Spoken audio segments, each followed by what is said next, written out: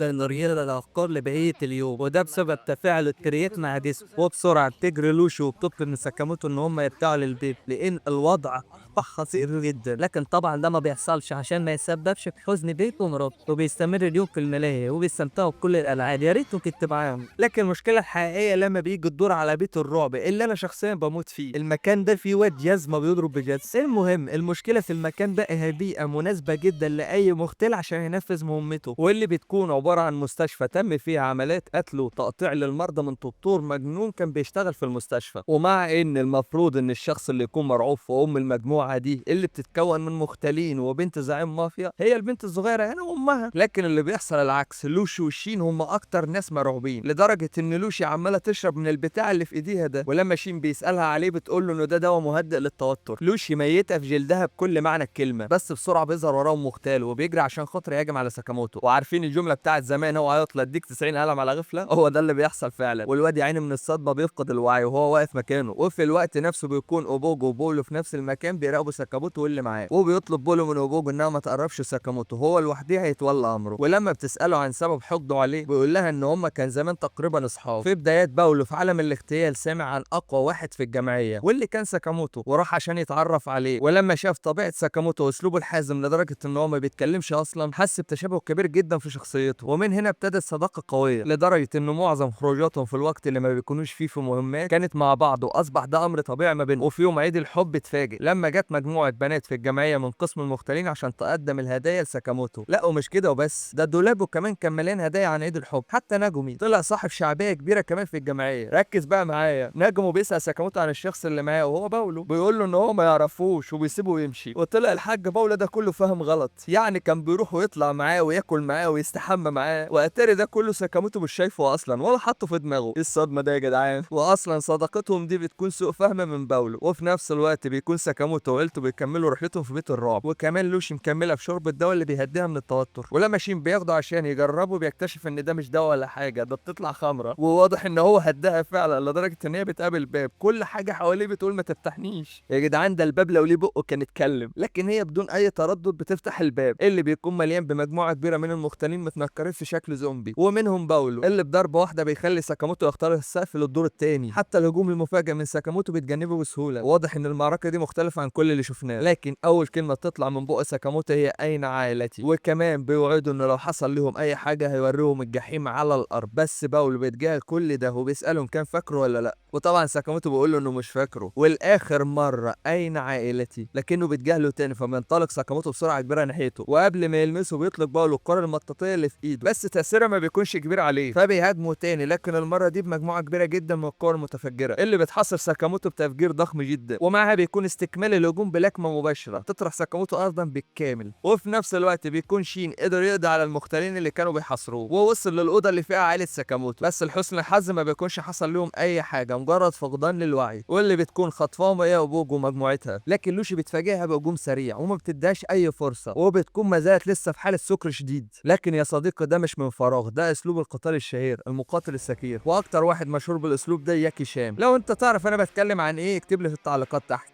المهم اوبوجو على غير المتوقع بتكون متحمسه للمعركه، حتى انها عندها القدره على القضاء عليهم في غمضه عين، لكن ده هيخليها تفقد متعتها. عشان كده بتؤمر اللي معاها يحاصروا شين ويثبتوه على السرير، وبتقول له لوشي ان هي هتلعب معاها لعبه، وقواعد اللعبه ان هي من دلوقتي كل 10 ثواني لازم تنجح لوشي في توجيه لها ضربه واحده على الاقل، ولو فشلت في كده فشين هيتقطع شرايح. وانا من موقعي هذا بقول له ما تخافش وراك لوشي، بس لوشي فجاه بتخش في حاله بكا وشحتفه على المرحوم شين، وبتقول له انه مستحيل عليها ان هي تنجح في كده وبتترحم عليه. يا عيني يا كبد يا ابن البت بتستسلم حتى قبل ما تحاول، ده حتى ابوجو كمان مصدومه، الله يرحمك يا شين. لكن ومع ذلك مجرد ما بتهاجمها لوشي بتفاجئها وبتقدر توجه ليها هجوم قبل ما ال10 ثواني ما تخلص، وده اللي بيعصب ابوجو اللي بترد ليها الهجوم بشكل قوي لدرجه ان هي بتكسر الارضيه حرفيا. بس حتى الهجوم ده ما بيكونش كافي للقضاء عليها، دي كمان بتخش في حاله من الضحك الهستيري وبترجع تشرب تاني. وده مش مجرد ضحك عادي يا صديقي، ده اسلوب قتال مشهور واسمه السكير المضحك، واللي بمجرد ما استخدمته كانت قادره تتجنب كل هجمات ابوجو بكل سهوله. لا وكمان قبل ما تخلص ال10 ثواني تنجح في توجيه هجوم ليها بدون بذل اي مجهود. ومش كده وبس، دي كمان بتوجه لها هجوم مفاجئ وسريع جدا، وده بيخلي ابوجو متحمسه اكتر للمواجهه. لا وكمان بتقول لها ان هي تهاجمها بنيه القتل لان ده هيخليها سعيده جدا، لكن لوشي بترفض وتقول لها ان القتل ممنوع عندنا في العيله. ولما بتسالها عيله مين يا بنتي بتقول لها ان شين والمدير ساكاموتو زوجته وهنا بنته هم عيلتها الغاليين. بس الوضع بيختلف لما ابوجو بتقول لها ان هي مجرد حمقاء، لان عيله ساكاموتو مكونه من 3 افراد بس، وانت وشين طبعا مش من ضمنهم، وده بيكون كفيل ان يدخل لوشي في حاله غضب السكير، واللي بتمنحها قوه كبيره خلت ابوجو تترعب منها. لكن في اللحظه الاخيره لوشي بتوقف هجومها، وده لان لوشي فاقت من حاله السكر اللي كانت فيها ومش فاكره اي حاجه ولا هي بتعمل ايه هنا. ده كمان افتكرت ان شين هو اللي معاه بيلعبوا، وهنا يوقن شين انه ميت لا محاله. الواد ده صعبان عليا قوي، بس اللي بيحصل العكس تماما، ابوجو بتعجب جدا بلوشي وبقوتها. ولما بنرجع على معركه ساكاموتو بنلاقي باولو بيقول له ان فات اكتر من 5 سنين على تقاعدك، وده كان كفيل ان يخليني اكسب خبره وقوه اتخطاك بيها. لكن ساكاموتو بيتجاهله وبيتحرك للهجوم عليه، بس بكل سهوله بيقدر باولو يسقطه ارضا مره اخرى باستخدام القوه المتفجره الخاصه بيه، واللي بيقدر يصيب بيها الهدف من اي مسافه او زاويه بدقه عاليه. وكمان بيملك اللكمه المتفجره اللي بيهاجم بيها ساكاموتو لكن بيقدر يتجنبها. لكن باولو بينهال عليه بهجمات قويه بشكل مباشر بتخلي ساكاموتو عاجز تماما عن الرد او حتى صد هجماته. واثناء الهجوم بيقول له ان الوضع اللي انت فيه ده اكبر دليل على ان انت فقدت كل حاجه وما بقاش حتى عندك القدره على حمايه عيلتك. وباولو بيضربه بالقبضه المتفجره بقوه كبيره جدا لدرجه ان هو بيحطم المكان. وفي اللحظه اللي بيكون انتهى فيها كل شيء بيتفاجئ باولو بنيه قتل مرعبه اللي بتكون صادره من ساكاموتو اللي بيتحرك ناحيته، وهو بيقول له ان من اللحظه دي هيتعامل معاه بجديه. لكن المثير في الموضوع ان ساكاموتو فقد كل وزنه في الهجوم اللي فات، وباولو مش فاهم ايه اللي بيحصل بالظبط. بس ساكاموتو ما بيدروش مساحه للتفكير، بيظهر فجاه في وشه بهجوم مباشر بيخرجه من المبنى تماما اللي كانوا فيه، وهو بيكمل عليه ما بيدوش فرصه حتى للتفكير، وهو عيني مش فاهم ايه اللي بيحصل. لكن اول ما بتجيله الفرصه بيهاجم باقوى سلاح عنده القبضه المتفجره اللي بيحطمها له ساكاموتو بايده بس، وبينهال عليه بكميه ضربات من سرعتها ما بيشوفهاش باولو اصلا، وما بيبقاش قدامه غير انه يستخدم اخر سلاح بيملكه الكرات المتفجره في محاوله منه لايقاف سرعه ساكاموتو اللي مش قادر يجاريها. بس حتى دي كمان بيقدر ساكاموتو يتحكم فيها، وبيطبق عليه مثل طباخ السم لازم يدوقه، وهو بيقول له انه كان زمان بيستخدم قوته لقتل الناس لكنه الان بيستخدم قوته لحمايه عيلته، وبيهجم عليه ويطيره حرفيا عشان يجي عند الفجر ده. انت كنت بتعمل ايه يا كابتن؟ وفي وسط الصدمه بتشوف فخامه الاسطوره بجد، وهنا بيعترف باولو بالهزيمه الكامله قدام ساكاموتو. وبعد انتهاء المعركه بيوعد ساكاموتو بعدم التعرض ليه او لعيلته باي سوء تاني، وده طبيعي بعد ما خد على دماغه من ساكاموتو، ما هو في ناس كده ما تجيش غير بالضرب. المهم هو عمال يهري وساكاموتو منفض له خالص، وهو بيشتري فطيره لحم ليه ولعيلته. واثناء ده كله بيلاقي شين اللي بيطير من الفرحه اول ما بيشوف ساكاموتو وهو خاسس الشكل القديم اللي كان عليه ومش مصدق عينه. لما بيسال ساكاموتو على سبب بيقول له ان الحركه الكتير بتخسس، وطبيعي هو عنده حق، بس الكلام ده مش في لحظه يعني. لكنها ما جاتش على دي، في النهايه بيسال باولو ساكاموتو عن اللي هيعمله، لانه هو خلاص مش هيسعى وراه، لكن المكافاه ما زالت قائمه على راسه، والمجموعه اللي مش هعرف اقول اسمها مش هتسيبه في حاله. واثناء كل ده بكل الاسف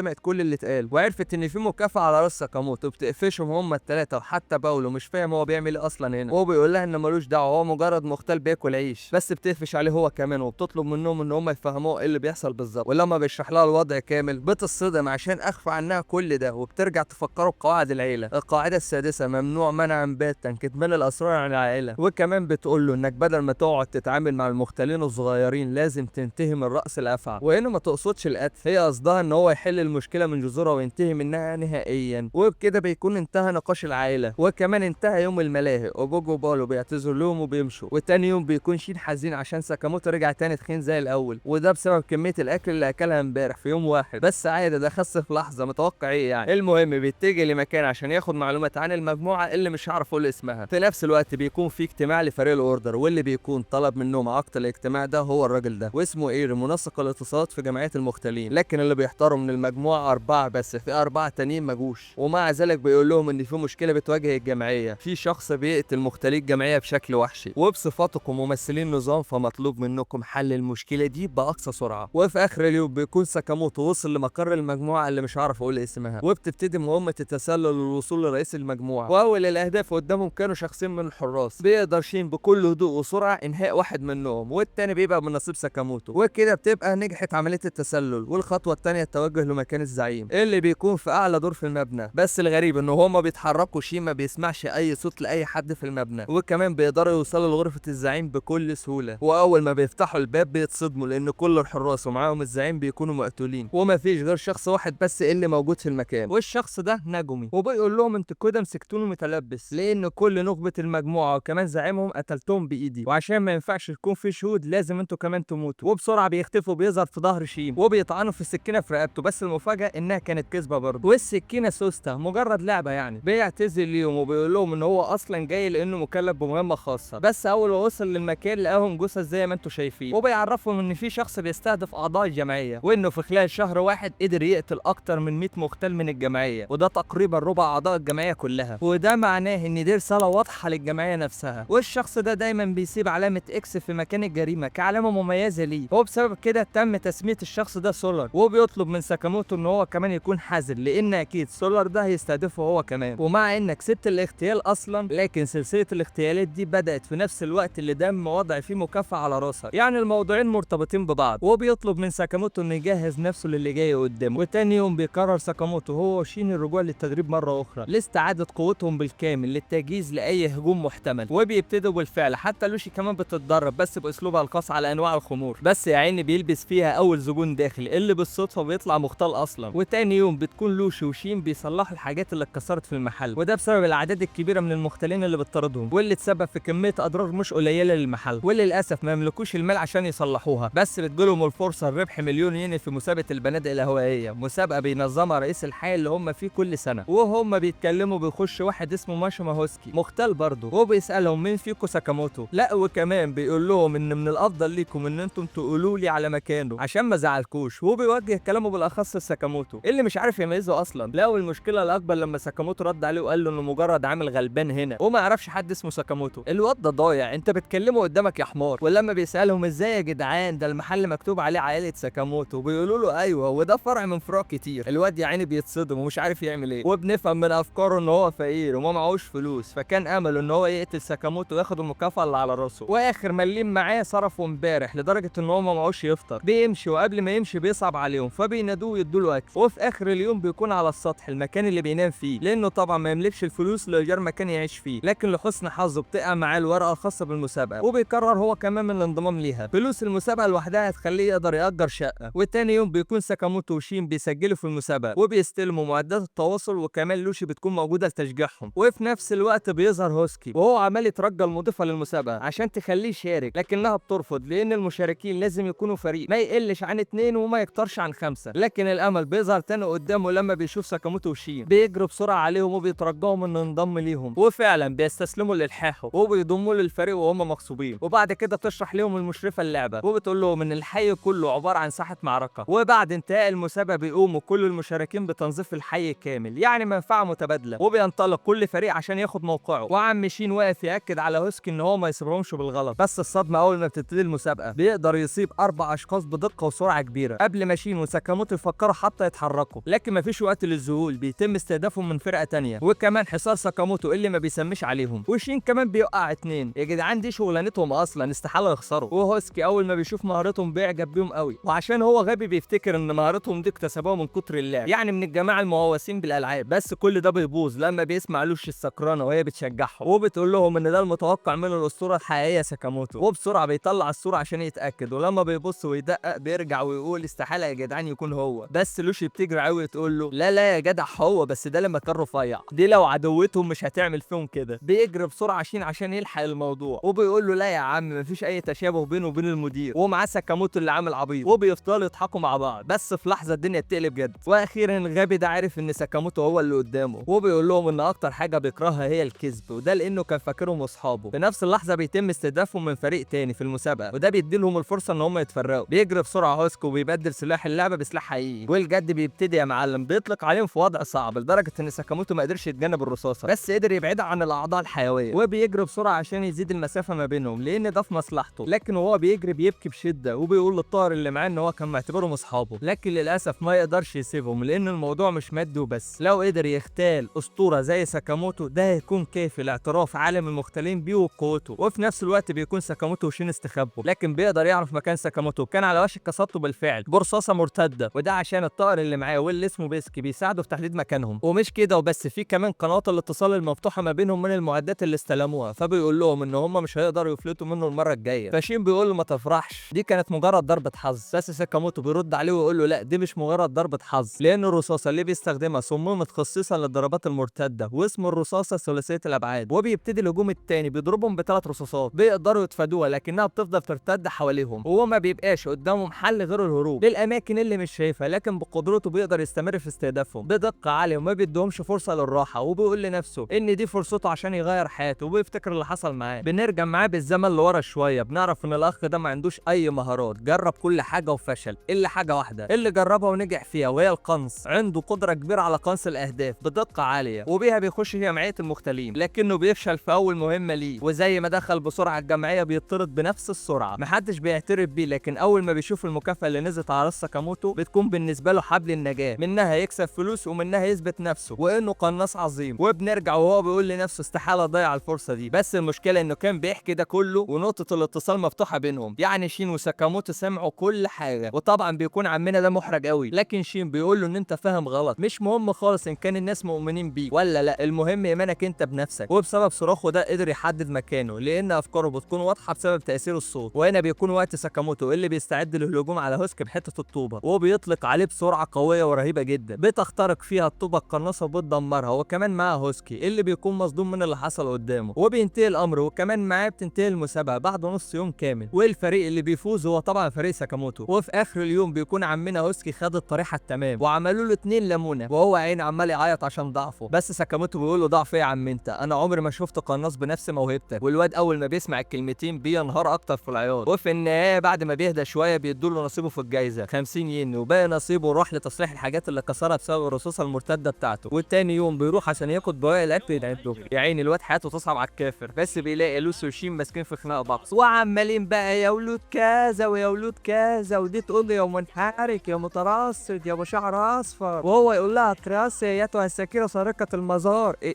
المزار ده؟ بس يعني البنت غلطت وقالت له ان المؤلة القطاء بجانبك وانا اعلم انك تستطيع قراءه افكاري. زلت لساني يعني ما كانتش تقصد، بس واضح ان الموضوع كان مؤلم لشين لدرجه ان هو بيسيبها ويمشي. وده كله حصل في الوقت اللي ساكاموتو ومراته راحوا يحضروا حفله لبنتهم في المدرسه، وخلوا شين هو المسؤول عن المكان، وده طبعا ما عجبش لوشي. وفي النهايه حست لوشي بالذنب لانها اول مره تشوف تعبير الحزن ده على وش شين. في نفس الوقت بيخش عليهم ناس لابسين لبس غريب، واول ما بيشوفوا اسم شين على هدومها بيفتكروها شين وبيخطفوها. وعم الحاج فاكرها ان هي شين العينه اللي هربت من المختبر من 11 سنه، والاعمى في قلبه ونظره شايف الصوره لكن فاكر ان هي صبغه شعرها. الواد ده اكيد قريب هوسكي، ومع ان السواق بيقول له ان ده شخص تاني غير اللي في الصوره، لكن بيرجع ويقول له استحاله يا جدع، ده حتى بطاقه التعريف الخاصه بيها مكتوب عليها شين. هو يا جدعان والله قريبه. المهم بنعرف من الاخ ده ان المختبر زمان اجرى على بعض الاطفال تجارب خلتهم ذو قوه خارقه، والعينه الوحيده اللي نجحت فيهم هي شين، وبقى يملك القدره على قراءه الافكار. وبيقول ان اكيد شخص زي ده ما كانش محبوب، لان من المقرف البقاء بجانب شخص يستطيع ان يقرا افكارك. ولوشي اول ما بتسمع جملتها اللي قالتها شين بتفهم كل حاجه وبسرعه بتديله على دماغه وبتقول له اخرس. شين ممكن يكون احمق وعصبي وطفولي لكنه محبوب جدا وبكل تاكيد افضل منك بمراحل. وبسرعه بيسالها عن اسمها فبتقول له لوشي، فبيتصدم لانه خطف الشخص الغلط. وعند المحل بيكون رجع شير، اول ما بيفتح الباب ما بيلاقيهاش بس بيلاقي حاجات متكسره على الارض. وبيكون في نفس الوقت رجع ساكاموتو وعيلته. بيحكي لساكاموتو على كل اللي حصل وبيعتذر كل ده حصل لسبب، بس ساكاموتو بيكون عامل حسابه وركب جهاز تتبع في بطاقه تعريف الهويه. وفي نفس الوقت بيكون الشخص الغبي ده بيفكر ان هو يعمل عبيط، يقول لهم ان ده شيب بس فقط قدرتي. بس السواق واسمه سيبا بيقول له ان اكيد هيكتشفوا كذبتنا لان دي بنت والتاني ولد. وها هو ساكاموتو بيكون لبس هدوم الشغل وبالمكنه التويلني بتاعته اصلهم ومعاش. واول ما الغبي بيشوفه بيعرف ان هو الشخص المقص وبينطلقوا عشان خاطر يقضوا عليه. لكن ساكاموتو بالتوين بيزنق عليه هي طريقه تسليم واكب. وكمان عمها شيت يستغل الكشره اللي في العربيه وبيقدر يتخلص من التاني. والرد بتاع الكشف فاكرهم ان هم بيصوروا فيلم. بيقرب من العربيه وبيقدر ينط فوقيها في الوقت اللي بيكون قضى فيه ساكاموتو على الباقي. وبيطلع سيبا جوه العربيه في مواضيع وبيطلب كل بداله لغايه بس المشكله الكبيره ان سيبا ده لابس بدله بتقدر تسليه تمام وبسهوله بيهاجم فاهم عن العربيه. وكمان بيروح يهاجم ساكاموتو لكن ساكاموتو بيكس بيه وبيقدر يسده. لا وكمان بيقدر يمسك سيبا تتفك عشان يلهيه ويقدر وفعلا تطلع النطس المكانك كعسيل الوقت. بس ساكاموتو وشين بيكونوا كتير وبيعرفوا يعني الموقع ان العربيه وقفت في مكان اسمه اكتوبر وده المختبر القديم اللي كان بيقول له ان دي منشاه علميه الحكومه ما تعرفش عنها حاجه لكنه اتربى فيها. ومع ايه تبقوا العلماء اللي هناك اغرب من بعض ان يضربوا حاله يعملوا حاجه زي برضه في حد تاني ورا موضوع الفقر. وفي النهايه بيوصلوا للمكان اللي وقفت عنده اداه تحديد المنطقه وشين بيانو كان نزل المكان الصح لكن المقربات بيكون تحت الارض دي مجرد واجهه للتفتيش عشان ما حدش يكشفهم. والمكان بيكون جوه عباره عن مسحب للطبيعه. واول ما بيشوفوا الباكه بتاعت الديناصورات بتعجبهم جدا وبيشتروا منه. في نفس الوقت اللي بتكون فيه لوشي تحت الارض في المختبر مع الغبي وسيبا وبيقابلهم المثير. ولما بيشوفها بيقول للغبي انت متاكد ان دي الشخص المطلوب لان لو ما طلعش هو انت عارف انه مش مثير. بيأكد له الغبي ان هو ده الشخص المطلوب بس سيبا بيبيعه وبيقول للمثير ان مش هو الشخص المطلوب اصيل يا بصلاح. ويتحمل معاه هو كمان وعينه بتطين. وفوق بيكون شين وصل للأوضة اللي فيها مدخل الوضوء بس عشان تظهر البوابة لازم تخلي عدد الساعات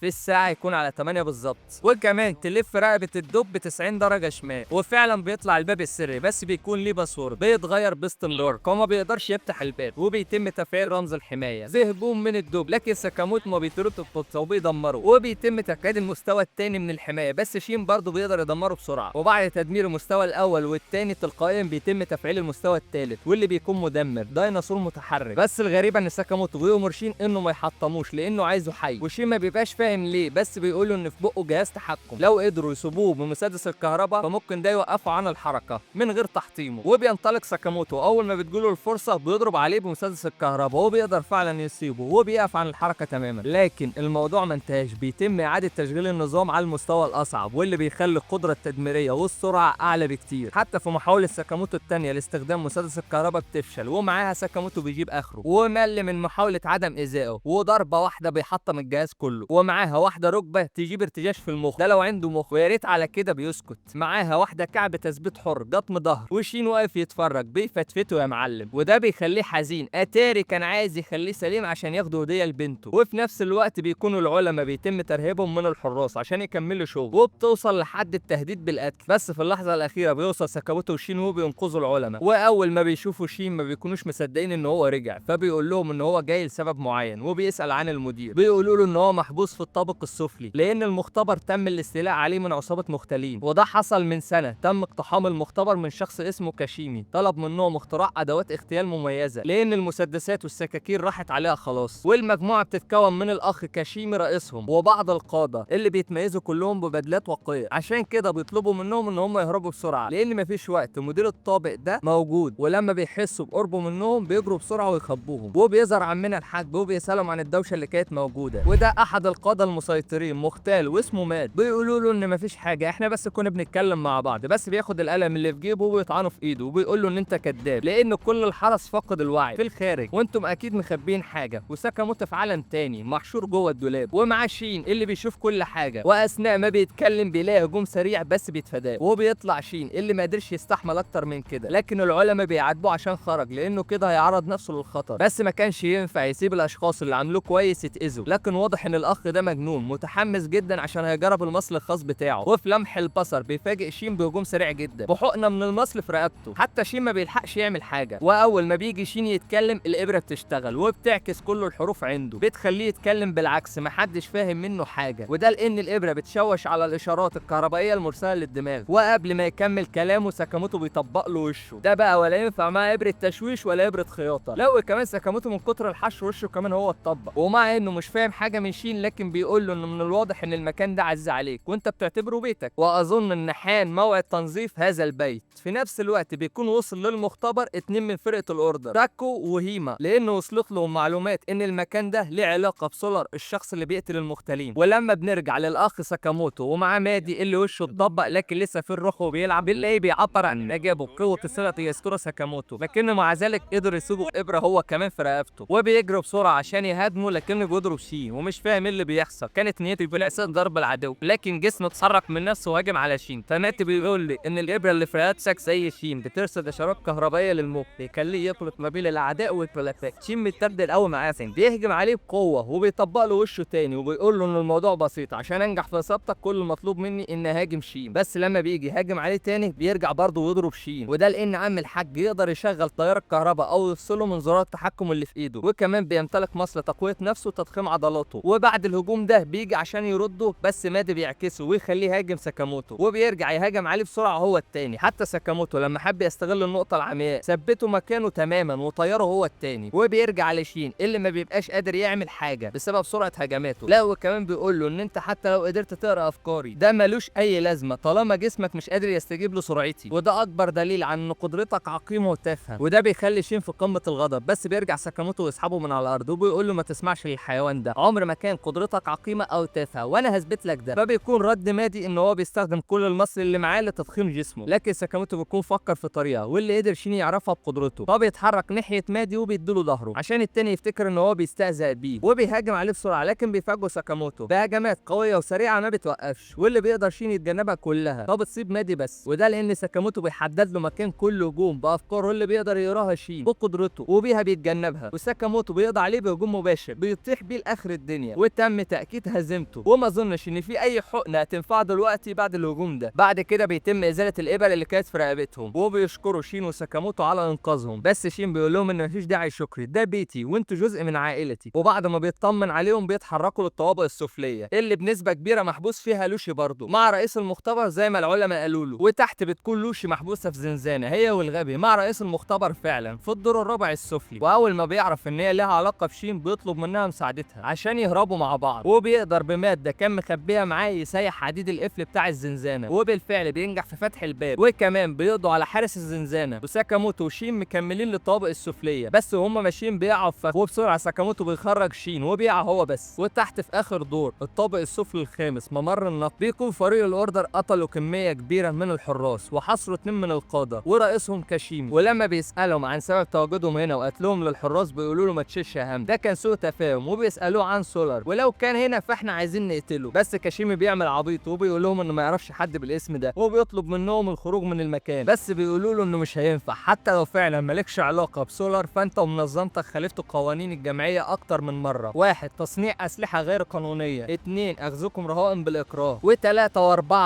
الخ مصايبكم كتيره وكافيه لاصدار قرار باعدامكم. والقاده اول ما بيسمعوا الكلام ده في لحظه بيكونوا في وشه وبيطلبوا من الرئيس امر بقتلهم، اللي بيوافق على طول وبيهجموا، لكن في لمح البصر اوسوراجي بتقضي عليهم هما الاثنين بضربه واحده. قوه اعضاء الاوردر في مستوى تاني، ده حتى شيشيبا اعترض على اللي هي عملته. وما تفهمش غلط يا صديقي، ده مش عشان خاطر هو رحيم، لا الراجل كان خايف على البدله عشان خاطر ما تتوسخش من دمهم، وكاشيمي ما يتخيرش عنهم. الراجل بيعات وصعبان عليه اللي عملوه في القاده. لا واسمع دي، بيقول لهم ان انتوا ما عندكوش رحمه، اللي قتلتوهم دول كان لهم اصحاب واكيد هيحزنوا عليهم، عشان كده انا لازم انتصر للخير واقتلكم. يا عم ارحمني بقى، انا الانمي ده عمل لي قفله كهرباء في دماغي. الشر بيحارب الشر وما بقتش عارف انا مع مين فيهم، وهل لو الشر انتصر على الشر كده يبقى الشر انهزم ولا انتصر؟ شت. المهم وبيهجم بسرعه على شيشيبا بسلاحه المعدل بيسبب له في جرح بسيط، وعمال يبرطم بكلام فاضي عن قوته، بس شيشيبا بيخرسه خالص. يا عيني الولد ملحقش يفهم اللي حصل. حتى اوسوراجي بتبقى مستغربه لانه قدر السبب في جرح لشيشيبا، بس بيقول لها ان هو كان بيختبر قوته مش اكتر، لكن